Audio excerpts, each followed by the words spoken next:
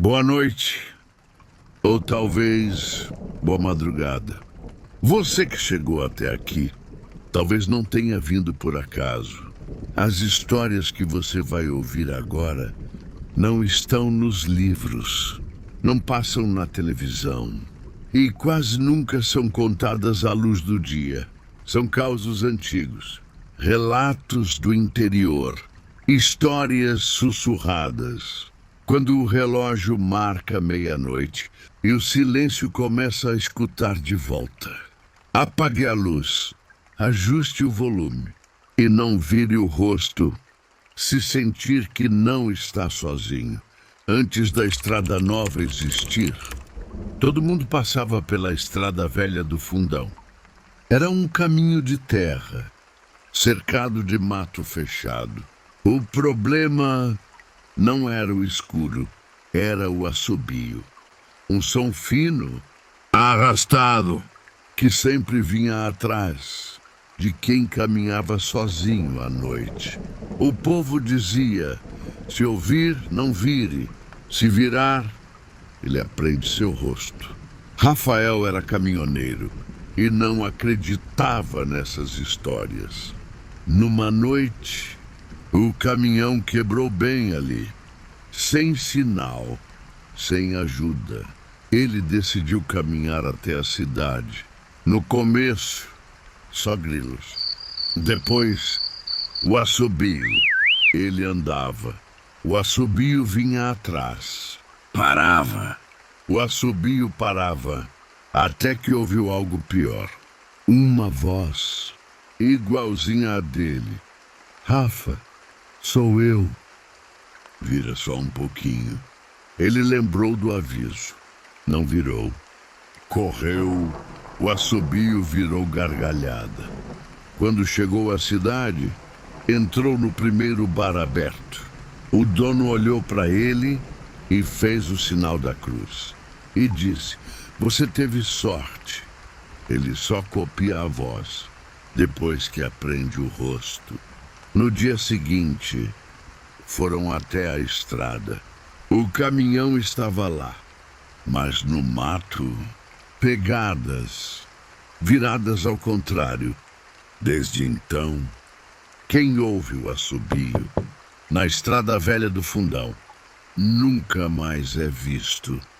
Só o som continua, chamando pelo nome certo. Na cidade de Pedra Fria do Norte, o sino da igreja só tocava em 3 ocasiões. Para a missa, para anunciar casamento, ou quando alguém morria. Era assim desde sempre. O problema é que às vezes o sino tocava sozinho. Pedra Fria era daquelas cidades pequenas, onde todo mundo se conhece pelo nome e os segredos duram mais que as pessoas. A igreja ficava no ponto mais alto da cidade, antiga, de pedra escura, com um sino grande demais para uma cidade tão pequena. O velho sineiro, seu Ambrósio, sempre dizia, sino não toca à toa. Se tocou, alguém foi chamado. Numa madrugada de julho, às 2h17 da manhã, o sino tocou. Uma única badalada. O som atravessou casas, acordou cachorros, fez gente rezar sem saber por quê.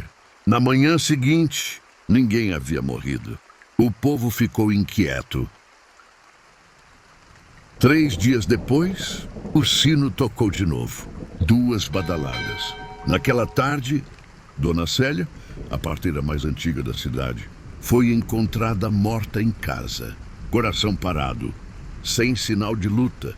O povo começou a fazer conta. Uma badalada. Ninguém morto. 2 badaladas. Uma morte. Até que, na semana seguinte, o sino tocou 3 vezes. Naquela madrugada, ninguém dormiu em Pedra Fria. No dia seguinte, 3 pessoas morreram e todas tinham algo em comum. Elas juravam ter ouvido o sino chamando pelo próprio nome. Foi aí que Helena voltou para a cidade. Helena tinha crescido em Pedra Fria, mas fugiu assim que pôde. Agora voltava para o enterro da mãe. Ela chegou no fim da tarde, quando o céu já ficava da cor de coisa ruim. Ao passar pela praça, olhou para a igreja e sentiu algo gelar por dentro. O sino estava levemente balançado, mesmo sem vento. Naquela noite, Helena acordou com um som conhecido. O sino. 1, 2, 3, 4 badaladas. Ela sentou na cama, com o coração disparado. Então ouviu algo pior. Uma voz vinha junto com o sino. Helena! Ela tapou os ouvidos. O sino continuou. Na manhã seguinte, Helena foi até a igreja. Seu Ambrósio estava lá, mais velho do que ela lembrava, olhos fundos, mãos tremendo. O sino não devia mais tocar, ele murmurou. Helena perguntou o que ele queria dizer. O velho respirou fundo. Quando alguém morre sem ser enterrado direito, o sino chama de volta. Ele contou algo que ninguém falava. Anos atrás, uma doença levou dezenas de pessoas na cidade. Enterros apressados, covas rasas, nomes trocados, gente enterrada sem reza, sem despedida. O sino lembra, disse Ambrósio, e chama quem ficou no meio do caminho. Naquela noite, o sino tocou 5 vezes. 5 nomes foram sussurrados. Helena ouviu todos. O último foi o dela. Ela correu até a igreja. A porta estava aberta. Lá dentro, o sino se movia sozinho. E ao redor dele, sombras. Pessoas que ela reconhecia, mortas. Todas olhando para ela. O velho Ambrósio estava caído no chão. Antes de morrer, sussurrou. Alguém precisa ficar para tocar o sino. No lugar deles, na manhã seguinte, Pedra Fria acordou em silêncio. O sino não tocou mais. Nunca mais. Mas quem passa perto da igreja, depois da meia-noite, jura ouvir uma voz lá de dentro. Contando. 1, 2, 3. Esperando chegar no número certo.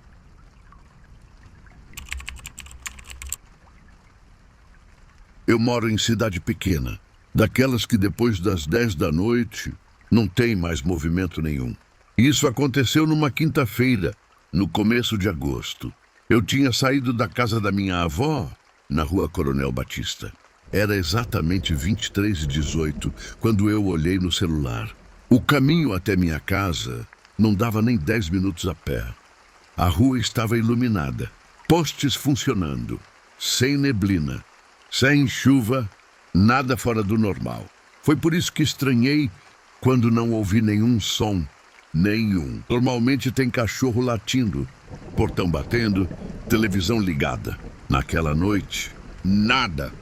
Só meus passos. Quando cheguei perto da esquina da rua Goiás, ouvi passos atrás de mim. Não muito perto, mas regulares, como os meus.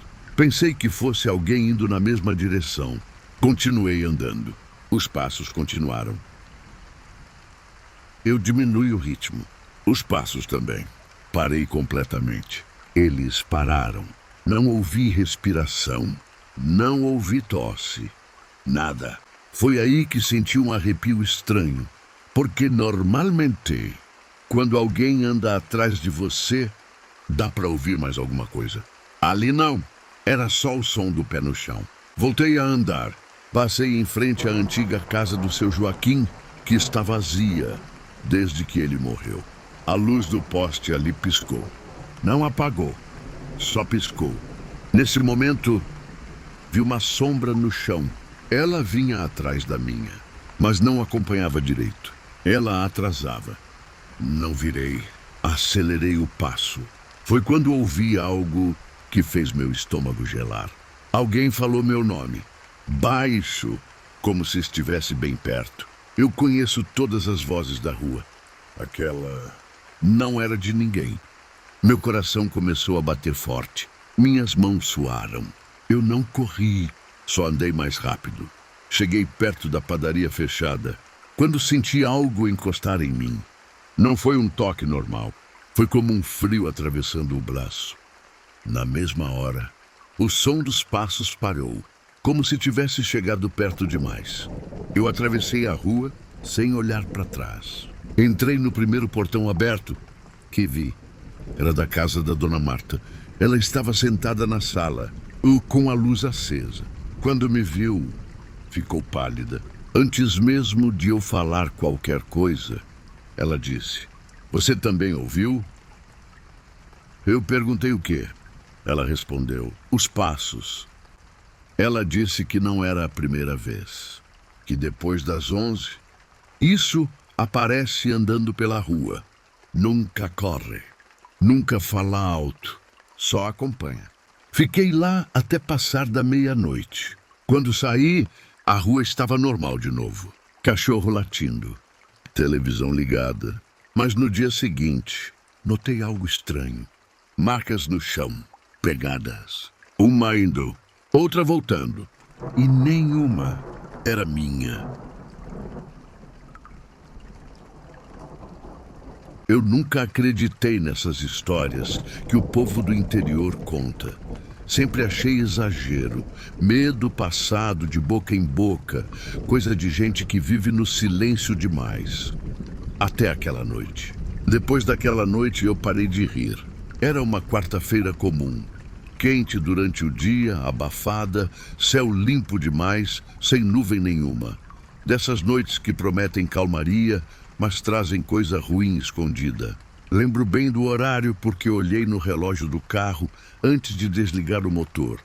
22h47. Eu estava voltando da casa da minha mãe. Ela mora do outro lado da cidade, perto da antiga linha do trem desativada. Rua estreita, postes velhos, luz amarela fraca, aquelas sombras que parecem se mexer quando a gente não está olhando direto. Assim que virei a esquina da rua Benedito Alves, senti um arrepio estranho. Não era frio, era aquela sensação de estar sendo observado, sabe? A rua estava vazia demais, nenhum cachorro latindo, nenhuma televisão ligada, nenhuma janela aberta. Aqui no interior isso não é normal. Diminuí a velocidade sem perceber. O motor do carro parecia alto demais naquele silêncio todo. Cada pedrinha no asfalto fazia barulho. Foi quando eu vi, lá no fim da rua, perto da árvore grande de sibipiruna, tinha alguém parado. Um homem, eu acho. Alto, magro, usava chapéu.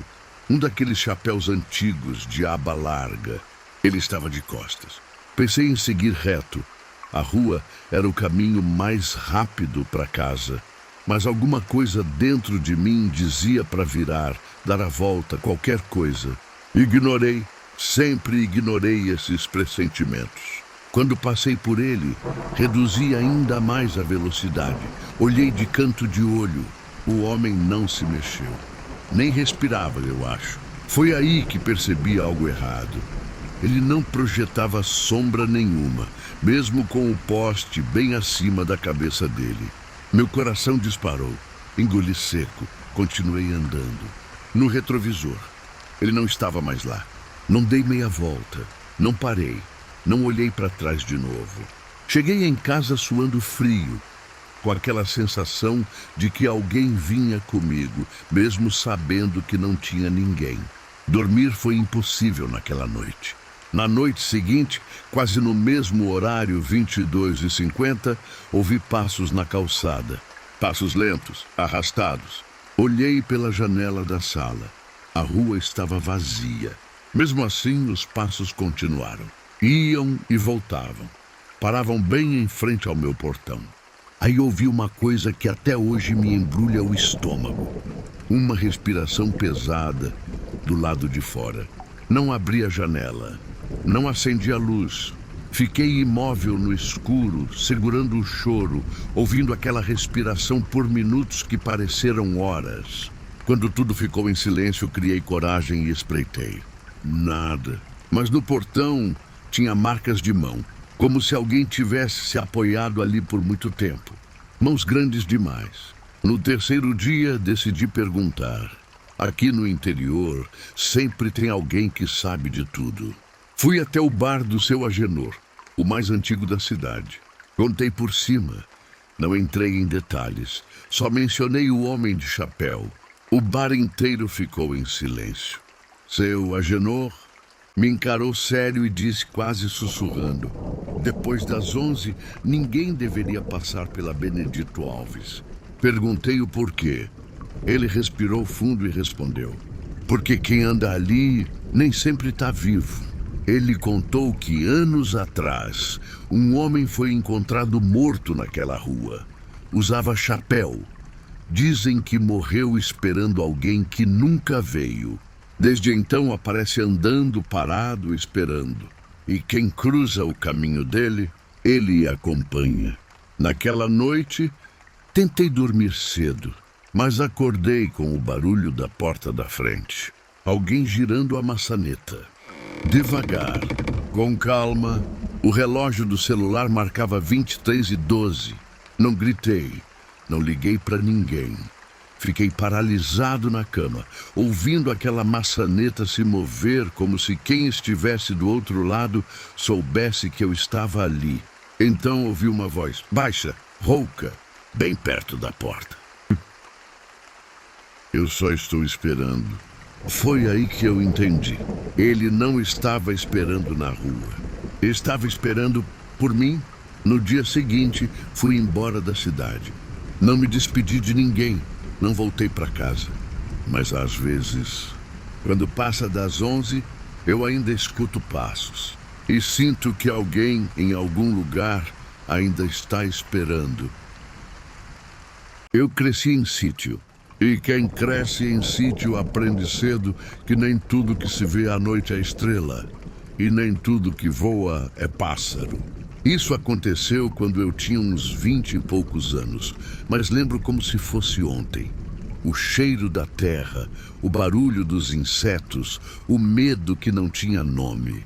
O sítio ficava longe da cidade, estrada de chão, mata fechada dos dois lados. De dia era bonito, de noite parecia outro lugar. Meu pai chamava de Sítio Santa Cruz, nome bonito demais para um lugar que escondia coisa ruim. Naquela noite eu estava sozinho.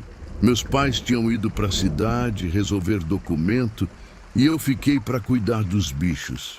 Já tinha feito isso outras vezes, nunca tive medo, até aquela noite. O relógio da cozinha marcava 23h40, quando terminei de fechar o galinheiro. O silêncio era tão grande que dava para ouvir meu próprio coração. Nenhum grilo, nenhum sapo. Isso nunca é bom sinal.